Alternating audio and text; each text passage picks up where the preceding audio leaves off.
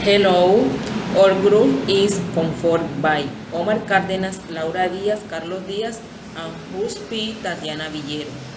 Today, we are going to talk about the operation of the thermal machine is compass and refrigerator. Hello, my name is Laura Díaz. I am going to talk about operation of thermal machine. According to the Kirby plan's statement, no cyclic transformation is possible. The completely transformed the hard order in the work.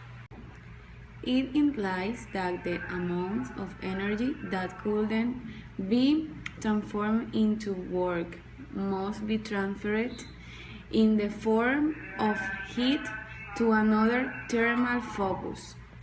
That is, a machine must work at least between two thermal sources. The simplest scheme of operation is then the following.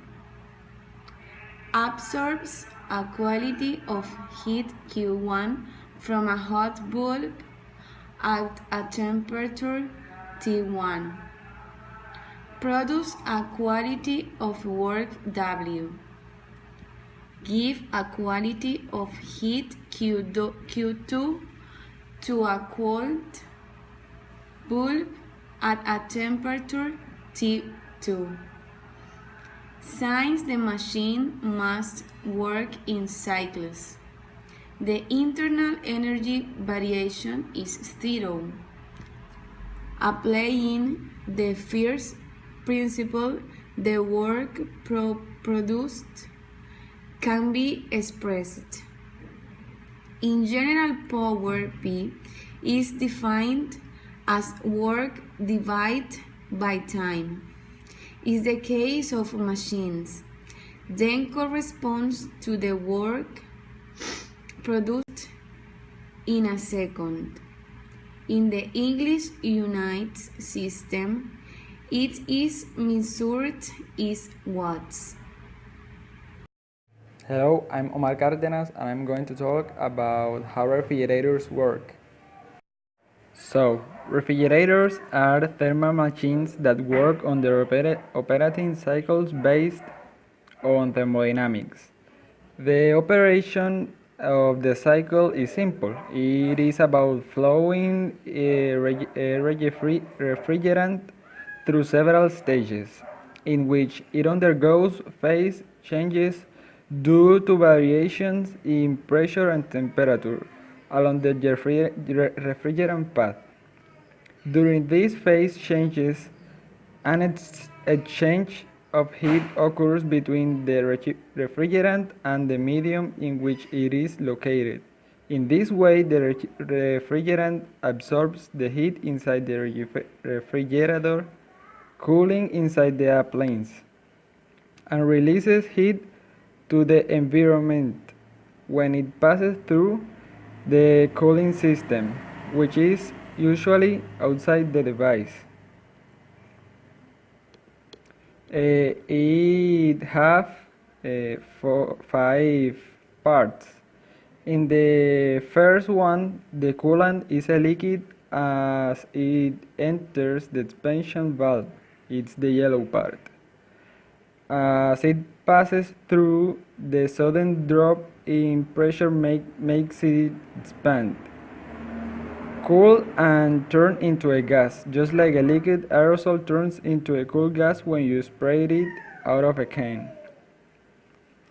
In the second part, as the coolant flows around the chiller cabinet, usually around a pipe buried in the back wall, it absorbs and removes heat from the food inside. In the third one, the compressor squeezes the coolant, raising its temperature and pressure. It's now a hot, high-pressure gas. In the fourth, the coolant flows through thin radiator pipes on the back of the fridge, giving out its heat and cooling back into a liquid as it does so. In the fifth part, the coolant flows back through the insulated cabinet to the expansion valve, and the cycle repeats itself. So heat is constantly picked up from inside the refrigerator and put down again outside it.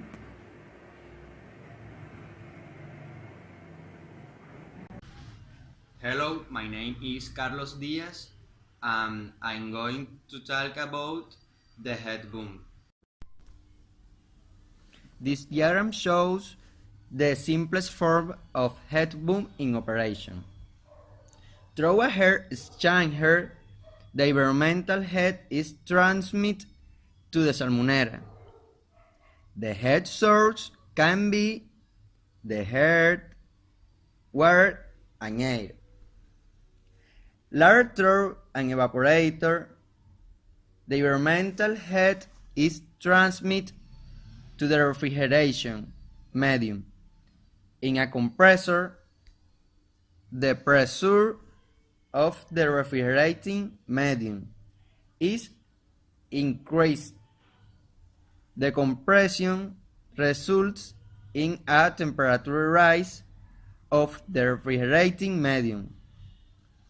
In a liquefier, the heat is transformed into heating water. The underfloor heating is a heat by the heating water and gives to the heat to the environment. In conclusion, the refrigerators are thermal machines that work under thermodynamic operation cycles. Thank you very much for attention.